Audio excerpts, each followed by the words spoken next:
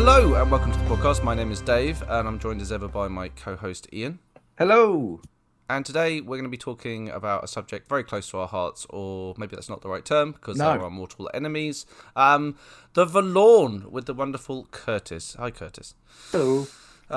So you are the, what is your title? An advisor on the Vallorn? So my title officially is the advisor on the Vallorn. Yeah. And what does that mean? Power-wise, my role is that I am a Senate advisor in regards to matters of the Vallorn. So, by my position, I have the ability to address the Senate, so I can speak to the Senate floor about Vallorn-related issues. I have the ability to conduct historical research. I'm one of, I believe, the 3 positions currently in play that can authorize such. I used to be able to, what's the word? Put forward an interdiction in the conclave, and also I am the warden. No, see, this is the thing. There's so many abilities to the actual role. It's got a number of titles, but the Library of Hercynian, so that's the big library up in Hercynia. That title is officially under my duress. Okay, could you? So I think it's worth breaking down actually a couple of those things, and I think the most obvious one to start with actually is how would you, as the expert, define the Vallorn? So this is always the interesting one, is when it comes to Vallorn, people often are talking about one of several things. And it's either a Vallorn is in the area, a Vallorn is in the heart, or Vallorn is in Vallorn spawn. So usually people use that as like a catch-all term for like all Vallorn related things, but usually when people talk about a Vallorn, it's one of those 3 things. And what?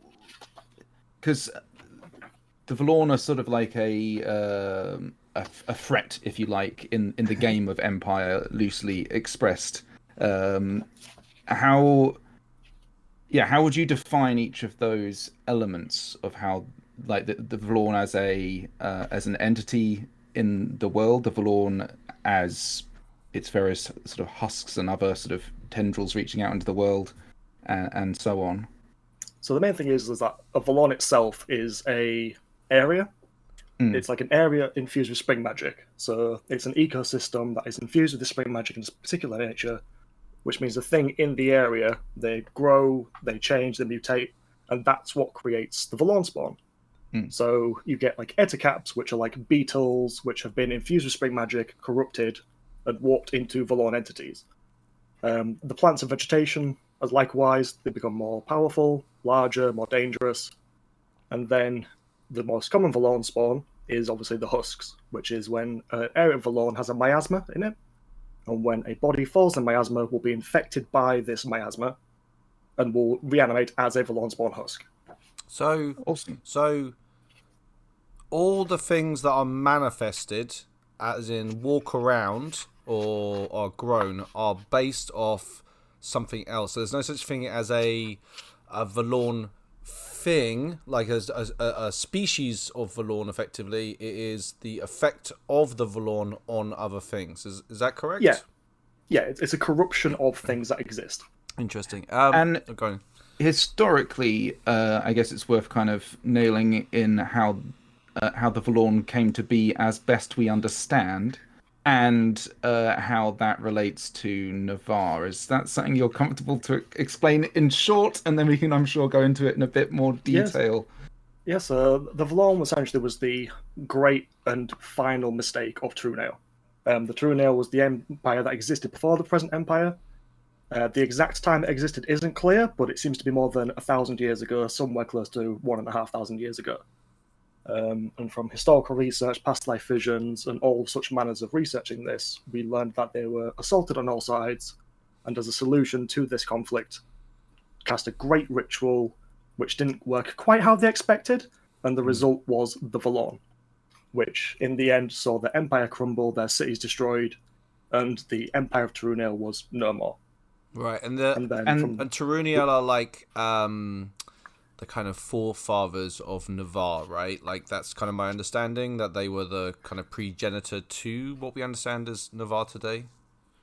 In a ways, yes. So the Turunial what came before, and then the Navarre are what happened following it, and it's. I'm just checking historical notes in my head now. So essentially, the people who survived the fall of Trunale, because the Trunale were slavers, so it was the people of Trunale, the slaves of Trunale, the tribes around at the time, they all eventually became the Navarre by following the individual Navarre. And it was Navarre and Thorn, the people, who became the creators of the nation of Navarre. Cool. Yeah, that's important to say. Actually, Navarre was a person, an individual. Yeah, and kind of we were named after them. Yeah, I knew that. I've just been playing Navarre for so many years, and I totally knew that. So, yeah, jeez. And that's where the Dance of Navarre and Fauns comes from. Essentially, am I right in that? Yeah. So the Dance of Navarre and Thorn is, well, in the most common context, it's a ritual which the Navarre used to establish and rework the Trods. Mm-hmm. But also, the Dance of Navarre and Thorn is also a term used for the journey that Navarre and Thorn took when they were first establishing the Trods. Yeah, and I thought that was the reason I wanted to bring that up is because I think the Trods are an important element, as far as I understand, in kind of weaving together the kind of the state of play, as is I think broadly understood by the main populace in Navarre, certainly maybe more broadly in the Empire, about how the Trods interact with the Vallorn. Is that something you can kind of describe succinctly? Yeah. So essentially, the Trods, the most common way they're explained to people is think of them like magical ley lines. Yeah. And that's the most easy way to explain how they kind of function. But essentially, they're pathways that are magically linked into the earth. That when the ritual Dance of Navarre and Thorn is cast, establishes them, and then by walking these Trods and these pathways, you draw spring magic away from the Vallorn, and in doing so, you weaken it and make it more vulnerable over time. And then the more people who walk these Trods and walk these pathways, if they repeat the patterns, if they walk long distances, it draws more and more energy from the Vallorn to leave it more vulnerable over time. Is it kind of has this sort of dormancy that it enters? Is that as a result of sort of drawing the spring magic away, or is that as a result of kind of not interacting with it? That's kind of how I understand it, or am I wrong in that assumption? No, you're right. It just kind of ebb and flow, and it's like power. It's like a dormant state where it kind of recovers and waits for a while, and then will burst and spread again, and then will go dormant for a bit again, and then spread again. And essentially, by using the Trods, you're weakening how powerful that burst is every time. Yeah, and I suppose it's also worth saying that the Vallorn is spread over a very large area in these sort of, I guess, major sites where Trunale used to hold sway. Is that correct? Because there's also one in Axos, isn't there? Yeah, so the Vallorn hearts are located at every major city of the Trunale Empire. And then, again, from historical research, past life visions, where most of the information comes from with these things is relics, past life visions, historical research, and those kind of things. Okay. So we've now, as far as we're aware, we've found all eight cities of Trunale. So we now know where all 8 Vallorn hearts are. Next obvious question. Okay. What is a Vallorn heart? Or what do we know about a Vallorn heart? Which is very, very... We're approaching up to that. Yep. So this is the great thing. At the moment, we do not know. The last time anybody in the Empire saw a Vallorn heart was when we destroyed the Vallorn heart in Seren, in Miaran, which is geographically the most central Navarre territory. That was the last time one was successfully destroyed, and the first time one was successfully destroyed, and that was the last time we ever saw what a heart was. And to date, we don't know what a Vallorn heart actually is. There are theories in historical research, there are theories in play, but we have no confirmation either way yet. And I think it's probably worth then really quickly going into what is going on in the Empire prior, literally... and about to burst onto the scene in E1 of this year, which is relevant to that state of affairs. Is that sort of a thing you're happy to kind of describe? Yeah, because we've had as far as I'm aware, in play, an unprecedented opportunity to press into a Vallorn deeper than ever before, specifically the Vallorn of Brokeliand, which is the largest Vallorn in Imperial territory. And in doing so, we managed to hit enough strength that we've had the opportunity to actually get to the heart, and a number of players with military units have the option to go to the heart and look upon it, and all of those players will receive a report in their pack saying what they saw. It's fucking crazy, dude. It's so crazy.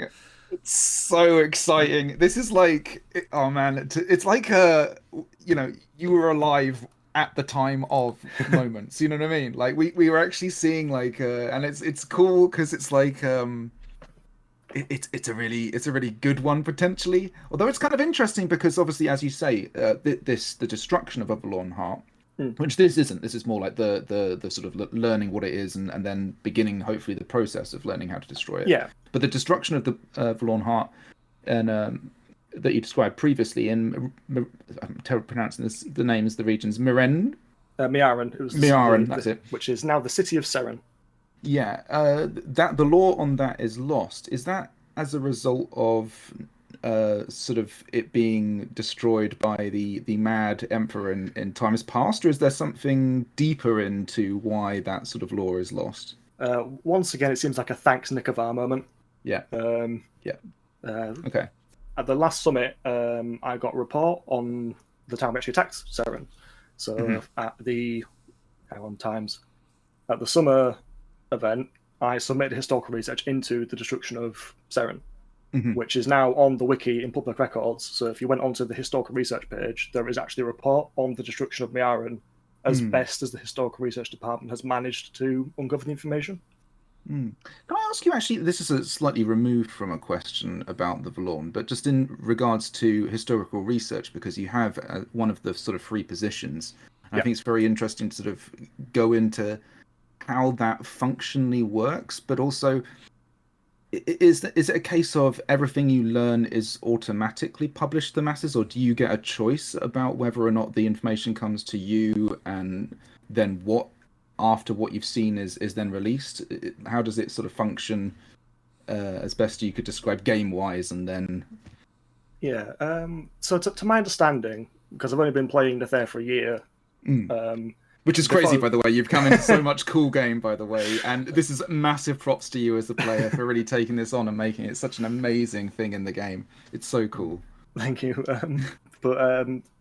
Previously, to my understanding, when people got a report from the historical research department, they had the option whether to publish it or keep it to themselves. Whereas now it has entered the default state where when you research something, it will by default be published to the wiki and go onto the historical research lists. Actually committing historical research is essentially the Empire can put forward 2 historical researches every season. Okay. And then the advisor on the Vallorn, the Imperial advisor on the Feni, I think is the title's official name, and the Ministry of Historical Research can all submit these. So there's 3 positions that can put them forwards, but only 2 slots that can actually be filled. Who gets to decide which of the 3 gets to go? Yeah. So technically, it's whoever gets it in first. However, in play, people have the people in the positions meet together, discuss it, and there is a system agreed upon, an order of voting on certain matters, just to try and make it a bit fair for people. But mechanically, you could just go there first and be like, I'm doing this tough. But I think that would immediately lead to some people trying to get you out of that position very quickly. Accidents happen all the times in the woods, right? It's an elected position. So all of them, or the advisor? Well, yeah, I'm assuming all of them, or are they different depending Advisor on... to the Feni is definitely done in the Senate. Yeah, so Minister of Historical Research and Advisor on the Feni are both Senate elected. They're yearly positions which any Imperial citizen can stand for. Advisor on the Vallorn is a Navarre-only position, which is elected by Navarre senators, and is a position with tenure. So I have the position until either my character dies, I retire the character, I step down from the position, the National Assembly revokes me, or now somebody could challenge me with the... there's a new thing put in Senate. The right of virtuous challenge. That's it, yeah. So if people went to the Navarre National Assembly and were like, we want to stand against the fair, will you support me? If enough people say yes, then my position will go up for election and it'll be a contest again. Yeah, it's a challenge of virtue, essentially, is where you can unseat someone from, and that doesn't apply specifically to just to your position, but all positions. It's a kind of another mechanism, I think, that has kind of been introduced into the game, and it's fun, I think, to unseat any position with tenure. I have a question. You started about, seeing that we're on this subject, you mentioned how you had a few different powers, and one of them was some sort of veto power. Could you explain what that is? So I used to have the power of interdiction. Interdiction, sorry. Which was the veto power, which is in the conclave, you can put forward an interdiction, and if the conclave vote yes on it, then a certain item or ritual and similar things will be declared interdicted, in which case it'll be illegal to possess it if it's an item, or illegal to cast it if it's a ritual. So essentially the conclave go, this is dangerous, no. But with the changes to conclave, now only one of each declaration has a position that can utilize it, so my position lost the power of interdiction. Okay. I think also your player journey is just so fascinating and just so like it shows what can be achieved in a very sort of short period of time as both OC and IC. Do you want to kind of go maybe into your character and how what drove you and directed you in the various journeys you took to sort of get the position? So before the Longest Dark, I was playing a Navari Thorn and a brand called Dal, and then as the Longest Dark drove on, Nefair as a character got like more and more conceptualized in my head. I was thinking more details, more about what they would be, what I wanted to do with them, and then at a certain point, I think it was at Shadow of the Fallen Queen, the Eerie Light event, I was like, right, this is Dal's last event. Either he dies at this event and I play Nefair, or he survives, I retire him, and I play Nefair. Yeah. And it just happened to be that I died on the last skirmish of the event. So he died. Was one that skirmish a planned thing, or did you just, or was it like reckless abandon, or just? No, it was just the skirmish went suddenly very bad. I got a particularly nasty traumatic wound and was like, "Oh heck," and bled out while watching my striding members being healed, which for a loyalty brand was like the perfect ending for him, basically. Amazing. And then I basically had Nefair stuff, so went to a bunch of player events as Nefair and got more looked into the character. But as I was developing him, I got more and more interested and fascinated by the lore. It became like days of like 20 wiki pages opening and cross-referencing, like, oh, this historical research says this, and this past life vision says this, and this bit of the wiki also mentions this. And just slowly building this interest and like developing like my knowledge of what had happened, what we knew about it, what we didn't know about it. And that kind of got even like heightened when I went to a player event, which was, I don't know what it was called now, Symposium on the Vallorn, I think, which was held by the previous advisor on the Vallorn, in which it was basically just a discussion about Vallorn matters. So I got the chance to talk to, at the time, it was Shan Eternal. So I got to talk to Shan about my theories, my questions, my considerations, and that kind of thing. Had some answers questioned, wrong way around, some questions answered even. Put forward some of my own questions and like got to know a bit more and got to like be known a bit more as somebody who was very interested in this and was working towards it. And then at E1, when I first played the fair, I basically just jumped deep into like the guiding game of things. Like a lot of what I was doing was pursuing what was it? It was a certain mandate I was pursuing in play, which got enacted. And all the while I was doing this, I kept on going back to the Town of Family Tent and being like, oh, have you heard about this? What's this? Pursuing any rumors about Vallorn research. If there was visions that were heard about, I'd go and pursue those and ask for more details. And it basically just the character and the player were just obsessed with learning more about the Vallorn. And I think that fascination and interest and constant pursuit is what led to me eventually getting the position at the Spring Summit. Yeah, I think it's really a case of if you want it, you can certainly give getting it a good crack, and there's no guarantee that you'll get it the first time. And obviously, you've had this experience, Dave, going for your kind of various sort of hatted positions and stuff. But it's like there's definitely something to be said for just letting yourself run wild in a field that interests you, and then who knows also, where that will go. Just because you aren't the person wearing the hat doesn't mean that you don't get to interact with that game. And also a lot of this is like proxies are really, really handy. Anyone that wears a hat, it's not a one-person job. It's 100% like you need keen people around you to be able to get shit done, basically. I'm sure you found that as well, Kurtis, right? Like, yeah. Yeah, I've got somebody lined up who I'm off to ask me my proxy. I think they seem keen on the idea, so I'm just like, yay! I've got somebody who can be like, here, there's a meeting. Go and attend this if you're interested in it. And also, I've intended for the next event to run the advisor question and answer session. So I'm doing an hour where it's like, if you have questions about the Vallorn, come and talk to me. I'll try and answer it, and then I can learn faces of people who are keen about Vallorn stuff and recognize like, you're interested. I know to look for you if you want to learn more about it, kind of thing. Let's go back to the Vallorn more specifically. There's I don't know if it's correct or not, but my understanding is that there was a motion made that passed that was that the Vallorn are the greatest spiritual threat, and this is related to the idea that if you fall while you are in the Vallorn miasma, then your soul is trapped within the husk. Could you give us a more educated, nuanced point of view of what I just said? So that was a mandate that was put forward by the Navanash Assembly. It was then escalated to the General Assembly and voted in favour of. So according to the Synod, the Vallorn is the greatest spiritual threat to the Empire because it traps souls. If you look on the wiki, it has been updated since the Long Dark.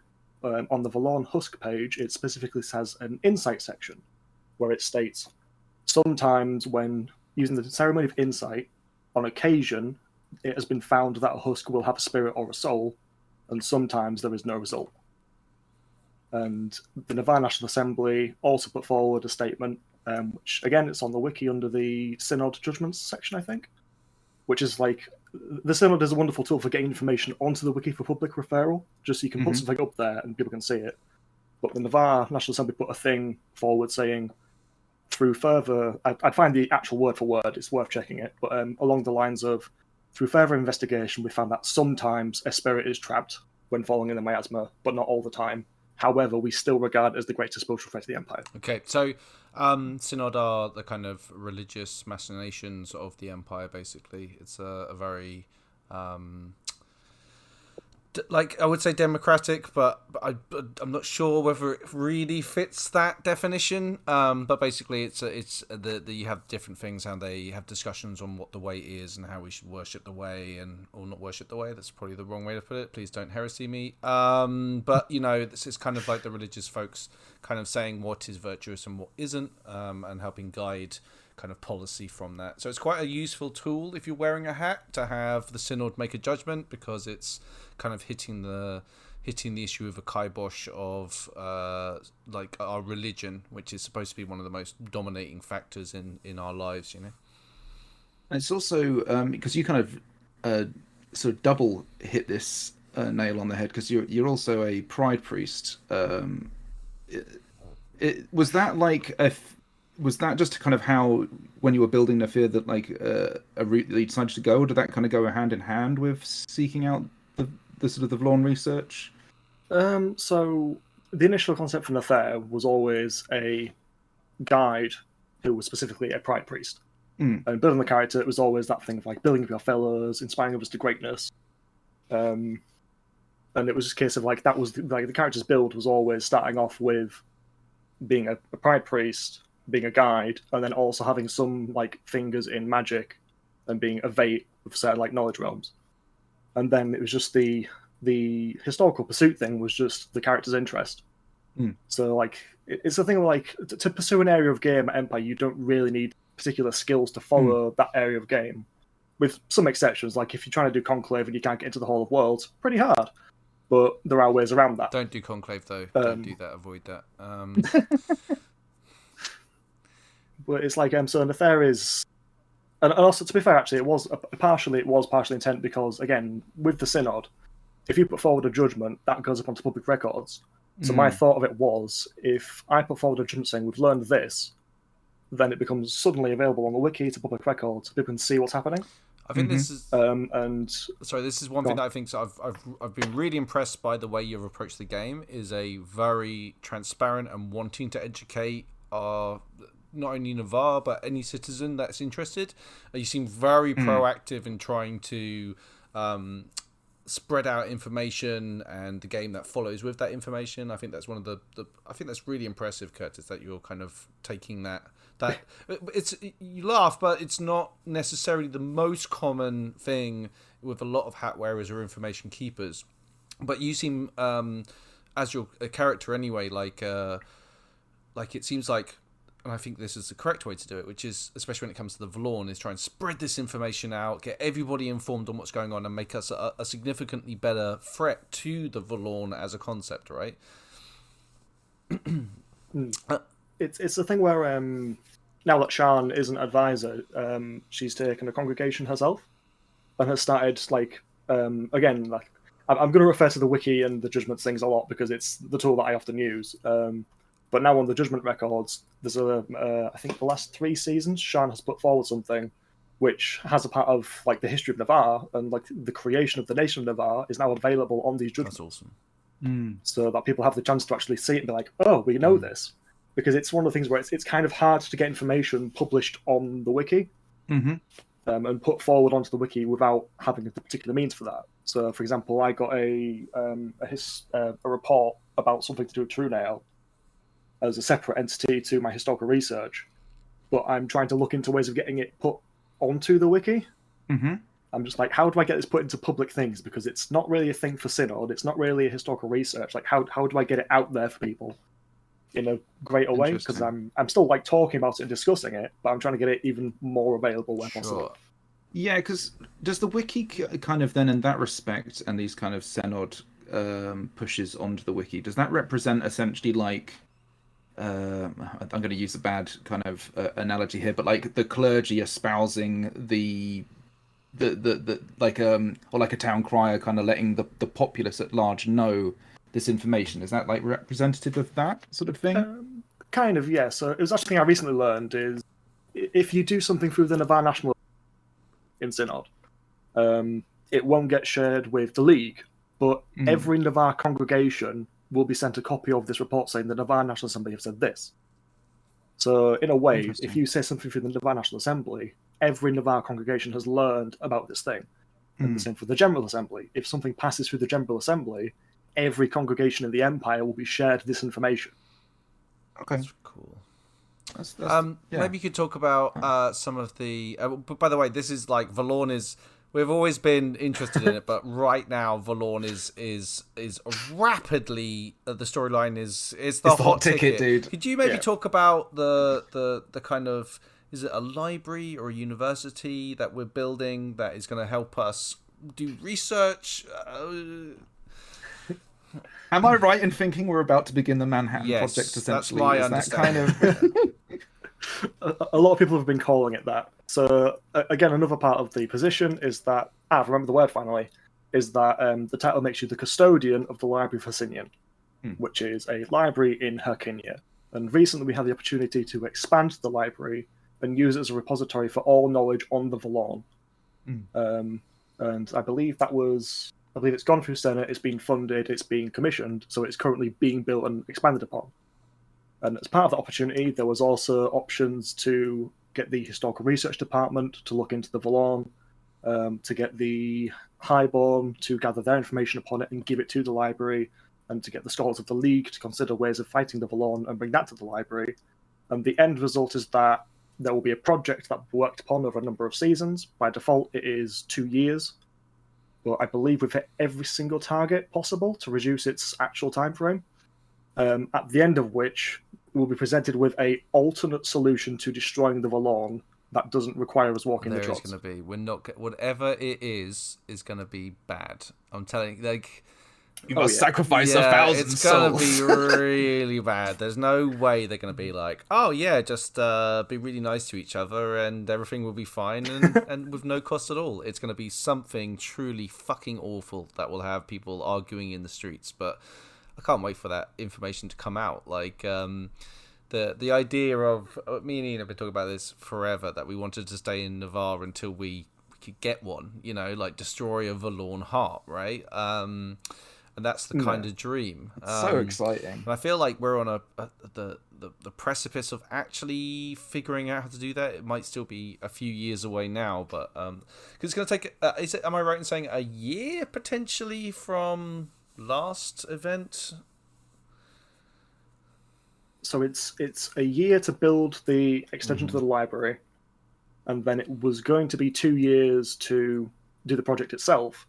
But as far as I'm aware, we've hit every single target to reduce it, so it's only going to take us 2 seasons to research it. So like a year and a half, potentially. Yeah, if my maths is right, which it might not be because I don't usually do build slots and things, next spring we might have the solution. Oh my god, it's so exciting, dude. It's so like it's a massive like it's like it's a real testament, I think, to a lot of people who've put a lot of work into getting and it's no singular individual and in fact not even a singular nation. I mean, obviously the Navarre are very like focused on it, and obviously that's the part of the game that we're all from. But there's been a lot of people pulling all the various strings and levers to basically get it to this point, and it's so exciting for all those people to finally see the pachinko machine balls slide down and hopefully land in a pocket that's going to get us a nice Highguard have prize at the a end. bit of skin in the game, don't they? Because they helped us walk the trods, and they kind of have a bit of an interest in seeing the death of the Vallorn as well, right? Am I right in saying that? Yeah, Great pilgrims, right? Yeah, the Grey Pilgrims were created for the purpose of walking the trods, and spreading the way to other nations of the Empire, like as well as they're doing it. But the main purpose is to walk the trods to help combat the Vallorn by drawing its spring magic away. And also, they've helped us in Brokeliand several times. Their congregations have been sent to offer military aid to combating the Vallorn. They did it for the last, I think, 2 seasons when the Vallorn was spreading in Brokeliand. And they've done it for this push into Brokeliand as well. They actually, I think it was a 2-rank penalty they suffered to send in, I think, 2,000 strength to the heart. And also they had the mandate as well to accept the library and accelerate that process. So Highguard have been doing a bunch of things to work towards it. So the League have been helping with the research project. A bunch of nations like sought out people to do the trade to get the library funded and built in its resources. So it's definitely like an imperial effort, like to work towards this. And I think the movement of it into that status of the greatest spiritual threat really kind of it pressed the go button, I think, and brought it to the fore in a lot of players' minds spread across the various nations of the Empire. And I think for me it felt like that was the sort of the turning point of when things really started to escalate.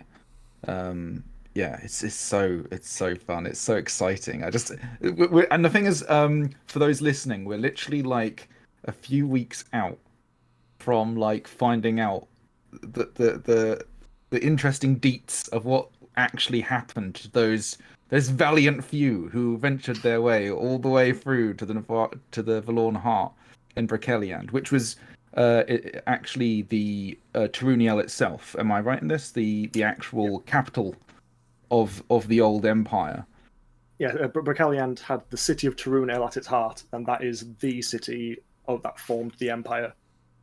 Oh, it's exciting. There's also a big one, as far as I'm aware, in a city in Axos. Do you have any kind of links with that or information on that? Or I don't really know anything about the nation of Axos. To be like, maybe you know more than me, Dave, being through your ambassadorial stuff. But like, is there? How does that interact? Because as far as I'm aware, that's the only one that is outside the Empire, or am I incorrect in that assumption? No, so the Vallorn in Axos is the city of Kavan, which is in the region of Visokuma, which has been entirely claimed by the Vallorn.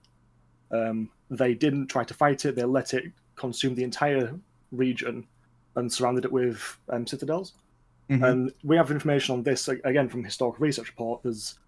I think it's the longest historical research report I've seen, which is called Turuniel in Axos, which is it's a 3-part research with a lot of pages, and it's an amazing read. It's the main one that hooked me into like I want to do more of this. This is great.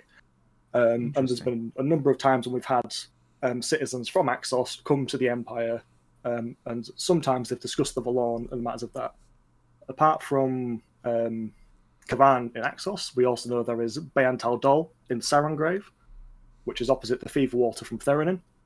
And we know that there is also the city of Emrys up in Skuld in Okadov in the Thul territories. And we have permission from the Thul to walk the trods that were established to Skuld. Interesting. Okay. So each of these different nations, they view it themselves as a hostile entity / force, or do they have different views on it? The Thul have I'm trying to remember now what's wiki knowledge, what's public, and what's not. Yes, sorry. The Thul have their way of dealing with it, but it's an annoyance. The Druge, this is on the Spyroport, which is public, so that's fine. The Druge have a tribe of humans called the Grinbor in their lands, which is like one of their slave tribes. And the Druge don't really interact with the Vallorn as we know very much, but this human tribe go into it. Okay. And they kind of utilize it for some means. Again, I'm just trying to like quickly think like, wait, hang on, what's public, what's not? And then we know that the Aksu, again, that's in their report. They just have they're surrounded by citadels, and they don't attack it, and they don't go into it. But whenever the Vallorn spawn walk out of it, essentially their military goes, go back in, and beats it with a stick until it goes away. Okay. They're like they're homies, by the way. As a nation, they're like one of our close allies. They tend to vote alongside us when it comes to the Liberty Pact. Generally, I want to say that. Okay. Just as a kind of thing for this. So if someone wanted to basically look into being an ambassador for Exos, that's definitely on the cards, and they're a non-slave nation and part of the Liberty Pact and all that stuff. I might as well put my oar in. I'm an ambassador and stuff, you know. Go on, Ian. No, that's cool. What are you saying? No, it's also there's other entities, as far as I'm aware, that are interested in the Vallorn, and they fall under the realm of Eternals. There are particular Eternals that I suppose there are some that are opposed to the Vallorn, but there are also a few that are, or maybe just one, I'm not entirely sure, that are particularly like interested in the Vallorn and sort of work to help it in some ways. Am I correct about that? Yes, so the main one that we know seems to be very pro-Vallorn is Yonagara. Yeah. Also known as the Green Mother, I think is one of the sobriquets. And she seems to try and empower it and to utilize it and to make it mutate or help it to grow. And then you have other Eternals like Osagran or Lord Rain, who expressly says on like their entries that they do not like the Vallorn and they view it as a infection. So there are some certain Eternals that like are some take an interest in it from other perspective. I believe this is on the Conclave records that Sir Dogwa once said, "Can we clarify that I was not to blame for that whole Vallorn business?" Which made the Conclave go like, "Hang on a minute, what do you mean?" Yeah, if anyone, so there was some investigation. I work in an office, and whenever someone says I didn't have anything to do with that giant terrible thing that happened, and yeah, that's a pretty big indicator, especially when not asked, "Did you have anything to do with that breaking?" Interesting. Is there something that like is like what's the kind of, I guess, the biggest misconceptions that you think the broader populace in the Empire have about the Vallorn? Ooh. I guess there might be quite a few. So the main one is, I think, what a Vallorn is in its essence. Because people are like, oh, Vallorn, it's a big plant. Like, it's not a big plant. It is an area. It is a location. It is... I think the funniest one I found it described as, which is kind of fitting, is Vallorn is angry geography. Which is a very simple but like quite correct way of saying it. It's spring-infused area. I love this idea of because I made the analogy of if anyone's a 40k fan of the Eldar and their kind of giant orgy of like pleasure birthing Slaanesh, but this idea that they used all their cities and they did this giant thing, and because of the amount of spring magic being generated or dispersed, potentially made this thing happen. I find it really interesting, the draining of the tank, as it were, that we do with the trods. But yeah, I don't know. I probably have a whole bunch of misconceptions about Kurtis. Is there any more that you can think of? So while you mentioned that, you remind me of another one, which is the Vallorn is spring magic. Spring magic is not Vallorn. Yeah. Because a lot of the times people will come to me like, advisor, have you heard about this thing happening with this? There's these plants doing a thing, and I'm just there like, that's just spring magic. It's not Vallorn. And that's the thing that I get a lot, is that there's, I think it's even mentioned by Leontes the Scribe, which I remember is Andy Raff's historical researcher NPC. which is, I think that's the correct one anyway, is a lot of people have a tendency of seeing spring magic and screaming Vallorn, especially the Navari. They'll see something which could just be anything that is normal spring magic and will just instinctively think it's Vallorn. I suppose that's an interesting point to broach the whole Briar sort of situation and how, I guess how because Briars are humans who are infused with a certain element of spring magic, and that has often obviously led to some problems in Navarre. What's, as a historical researcher of the Vallorn, what's the kind of the broader story, if you like, what's the scoop on all of that as you understand it? So the main thing with that is the fact that when people fall in the miasma and turn to husks, it is a fact. It's not a theory or a rumor or suspicion. Fact that a Briar who falls in miasma becomes a more powerful husk. They become a Vallorn-spawn Briar husk, which are, like, because of the spring magic in their blood, essentially when they get infected, it kind of supercharges, and their husks are faster, they're more powerful, they have a wider range of abilities and skill sets. If I remember correctly, and this is a thing where, like, I'm not 100% sure, but I'm fairly sure, the term Dryad is a player-created term for a Vallorn-spawn Briar husk. Huh. That's juicy, Kurtis. Woof. If you look on the wiki and you put in Dryad, I don't think there is any mention of them other than that some heralds of Yhornugra are sometimes referred to as Dryads. Interesting. Similarly, Ent. If you look up Ent, there is not an entry for them. It is just the player-created term for that particular kind of Vallorn spawn. Wow. But it's a thing where, like, it's also mentioned, like, it's on the wiki is the fact of, like, the reason suspicion of Briars is because obviously spring magic created the Vallorn, so there's that suspicion of it's like you're similar magic to that.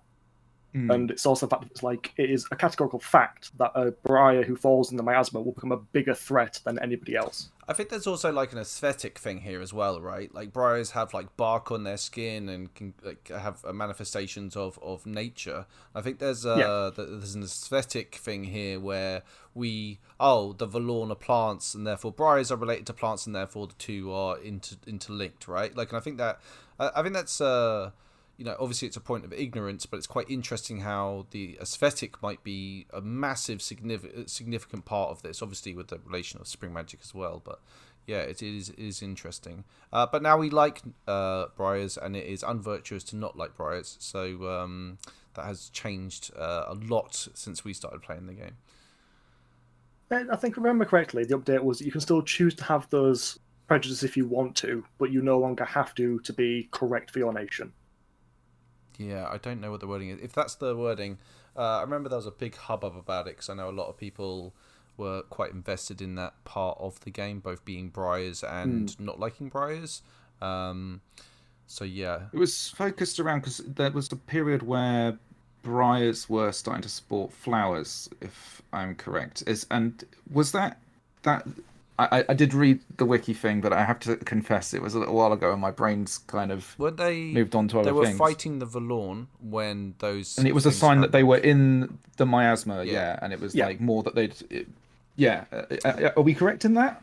Yeah, the Briars who'd been spiting flowers had been having dreams seemingly related to the Eternal Yhornugra. But it was specifically people who've been fighting. Again, I'm not too sure on this one particularly, but I believe you're correct, and it was specifically those who were fighting the Vallorn. Yeah, the anti-Briar sentiment was, oh look, Briars are being affected by Vallorn spring magic, and therefore they are bad. The pro-Vallorn stance, which I took, was they are a signifier that they have actually been fighting the Vallorn and are actually should be seen as people that we should show a large amount of thanks and help to, because they're on the front line of actually fighting the Vallorn threat. So as with anything at Empire, you can nerd hammer arguments on both sides of this. So it's certainly not cut and dry that there was the Briar hate was correct in that, and probably based on quite a lot of ignorance if it was, but Yeah. Yeah. Ooh, I just thought another common misconception thing. Yeah. Is one that people are maybe not be happy about me saying, but the Vallorn being the great spiritual threat to the Empire is an opinion of the Synod. is agreed upon by the Synod, it does not mean that on a scale of the game of Empire, that is necessarily correct. And there's a lot of play happening at the moment where some people are arguing that point back and forth. Like some people going, yes, it is. Some people going, no, it isn't. Sounds a lot like fucking heresy very to me. interesting. It's stirring them up. Yeah, I mean, I guess, I suppose you as an individual can obviously have a person inside the Empire can have a different view. I mean, maybe if your entire family had been butchered by the Druge, then you would have a very different opinion on maybe what the greatest spiritual threat is.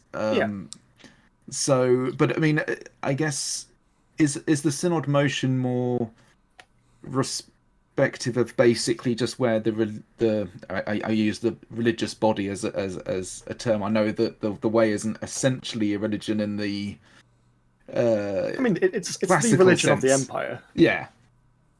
Combat Buddhism, right? Yeah. Yeah. A lot of times people like on an earthly level will use the argument, yeah, but it's the great spiritual threat.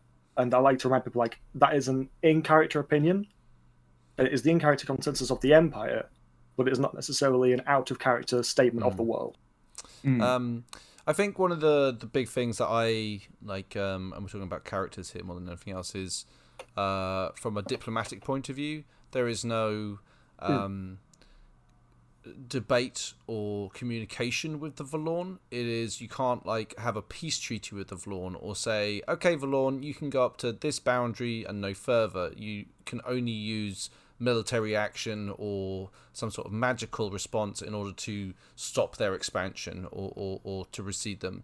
I think that's one of the big arguments. Like you can have a treaty with the Grendel, you can have peace with the Jotun, you can trade with different nations, but none of those things are possible with the Vallorn, which makes them fairly exceptional in that even the Druge will agree to things. They might not always do those things, but like there is you can communicate with them effectively.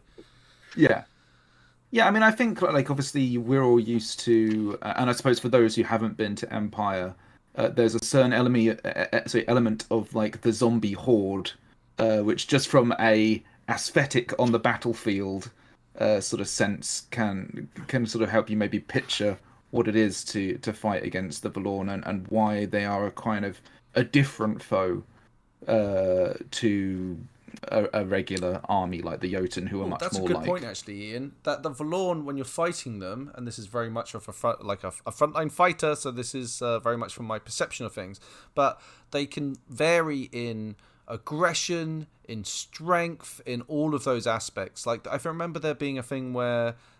we haven't even mentioned it, but venom, what used to be a very good way to kill Vallorn. Actually, let's just... Yeah, Kurtis, you just tell me...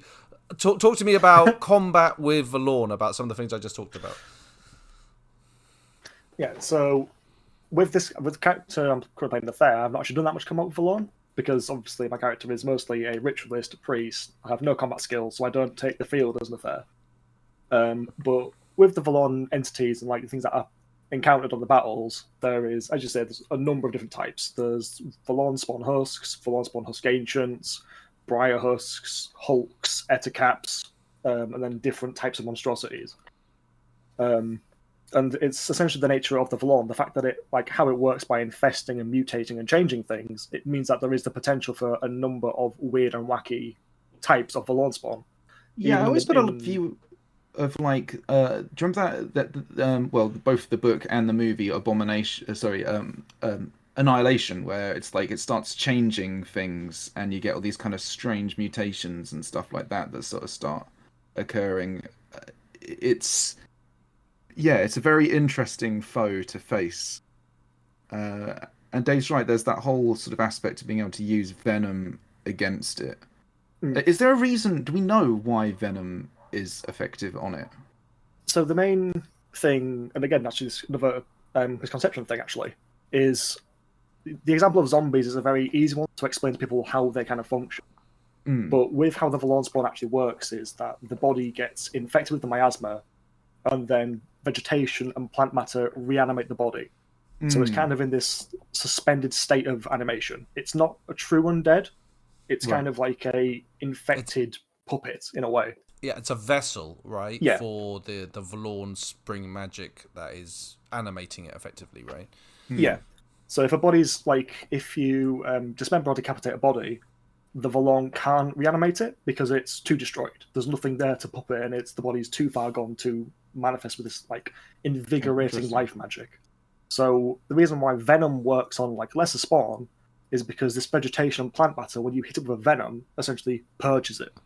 Okay. It destroys the plant matter within it. Is again, like to my understanding, this is how it works. Is essentially the infestation and the life inside it gets purged by the venom, which leaves it as just a corpse. So it just collapses again.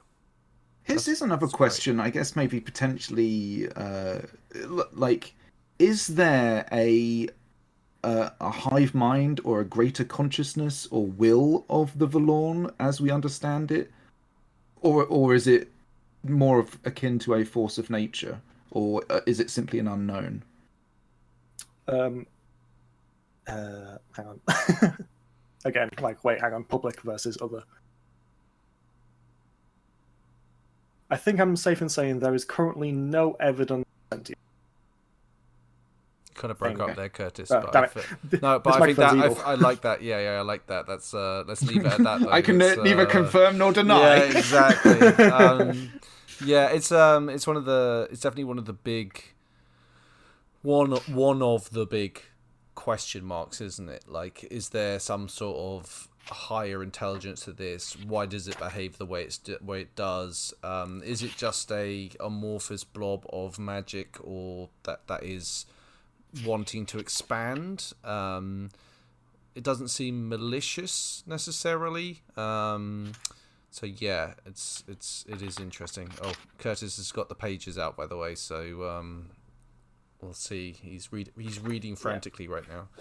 I was just checking. I was checking that it's somewhere public. That was the main thing why I was paused.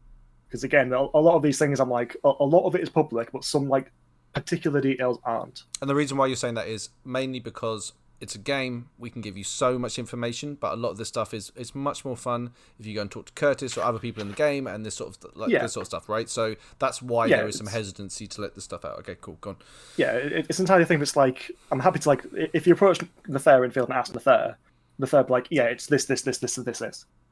But it's the fact of it's like, until I'm not comfortable sharing things until they're publicly available, because it feels like that's like kind of cheating the system a bit. Absolutely, I agree. I agree, by the way. But I can think that there is currently no evidence of sentience, and that's all I can say on it. Beyond that, okay, cool. Okay. Go and find him on the field and harangue him for information. Right, is there any kind of closing kind of thoughts? Have we missed anything on this subject? We probably have.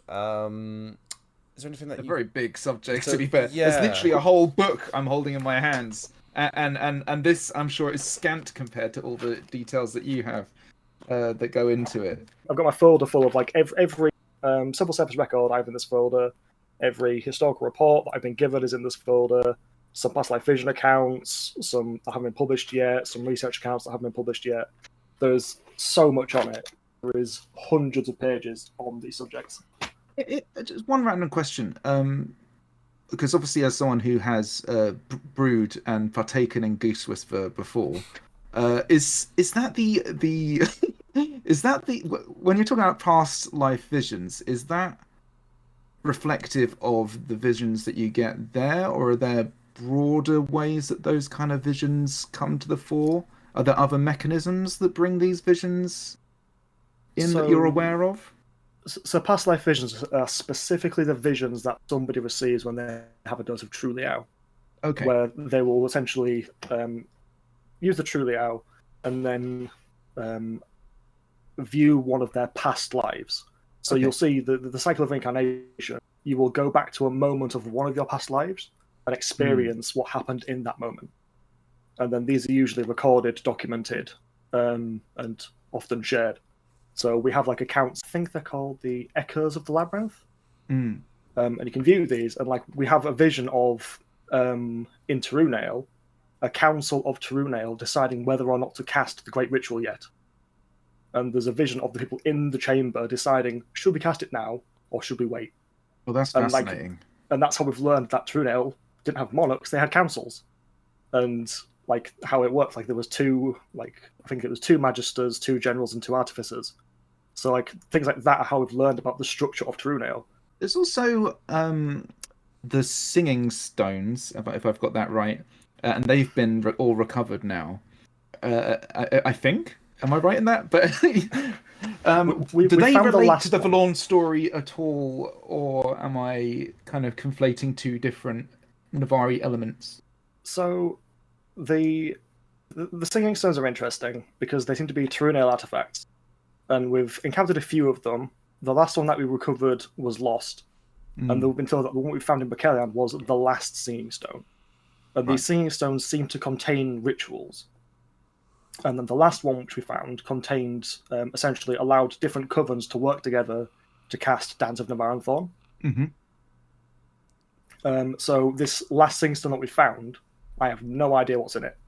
There could be some new ritual in it. There could be an old ritual in it. It could have some unique property.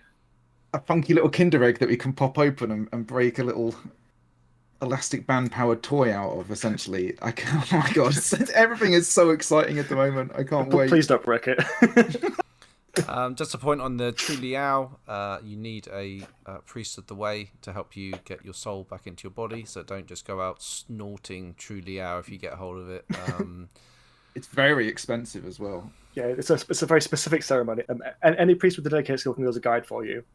But you have to do it. Oh well, you should usually do it through the civil service. However, they recently updated the page saying you can technically take it without the civil service's help. There might be consequences.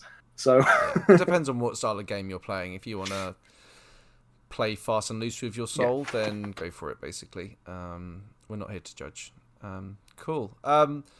I think we should kind of wrap things up there, fellas. I feel like if we talk any more, we're probably going to start entering into much more kind of what you should be learning on the field. But I feel like this is a pretty good introduction to the subject. You can kind of obviously find Kurtis on the field. Just ask for the advisor to the Vallorn. Everyone will point you in his direction. He's a very distinctive looking character. So wonderful rainbow snake. So good. And that's your character is fantastic as well. Just beyond like the role that you inhabit, like it's so good. Yeah, thank you so much for joining us. Oh, talk among yourselves for a minute. I need to bring up our patrons so we can thank them. But talk among yourselves. Actually, no, that's a really good. Like beyond, obviously your role and everything.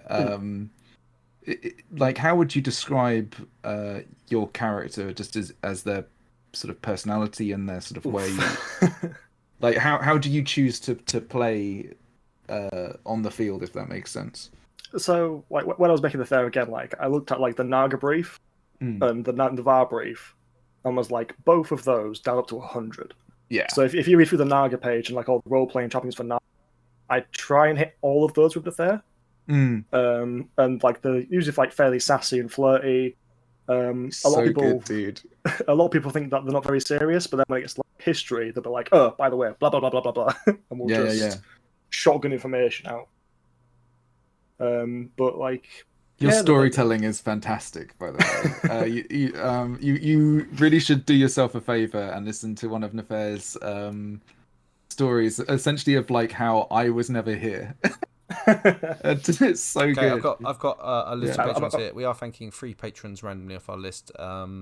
Today we're thanking. I'm going to try this. Mark Colligian. Mark, you're going to have to get in touch with us and let us know exactly how that is supposed to be pronounced. I think it would only be right if we thanked Andy Rafferty in this episode because, you know, he's a cheeky scamp, and Daniel Wild. So thank you very much, guys, for your support. We really appreciate it. You help us out so much. No end. Right, Kurtis, is there a line or some sort of saying about the Vallorn that we can maybe close out the episode with? Any thoughts? The one that comes to my mind is one that's on a coaster, has a song written about it, and is a fun one to me. The Vallorn has no trade interests.